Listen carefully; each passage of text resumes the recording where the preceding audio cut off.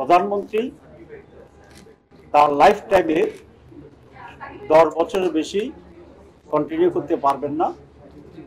আপনাদের ধৈর্যের অনেক প্রশংসা করি যে সকাল থেকে প্রায় রাত পর্যন্ত জাতিকে এই মিটিংকে ব্রিফ করার জন্য আপনারা এখানে কষ্ট করে অবস্থান করছেন।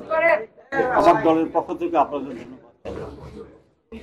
ব্রিফিং তো হয়েছে, অনেকেই কথা বলেছেন সেম কথাই প্রায়, যে আমরা সকালে বলেছিলাম প্রধানমন্ত্রী তার লাইফ টাইমে 10 বছরের বেশি কন্টিনিউ করতে পারবেন না।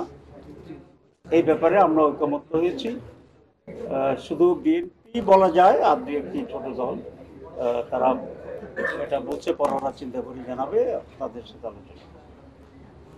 আর এরপরে যে আলোচনা হয়েছে সেটা মূলত মূলনীতি নিয়েই মূলনীতির একটা অংশ নিয়ে আলোচনা হয়েছে এবং সেখানে কমিশনের পক্ষ থেকে 3টি বিষয়ে সাম্য, ন্যায় বিচার, গণতন্ত্র এবং মানবিক মর্যাদা, এই 3টিকে তারা সংবিধানের মূলনীতির এখানে সংযোজিত করতে ব্যাপারে একমত।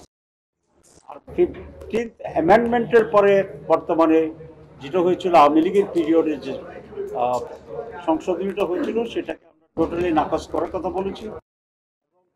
5th অ্যামেন্ডমেন্ট যেটা শহীদ প্রেসিডেন্ট জিয়াউর রহমানের সময় হয়েছিল অ্যামেন্ডেড, যেখানে বিসমিল্লাহির রহমানির রহিম ছিল, আল্লাহর উপরে বিশ্বাস, এই নতুন 4টি পয়েন্ট এখানে যোগ করার ব্যাপারে, প্রতিস্থাপন করার ব্যাপারে আমরা একমত হয়েছি।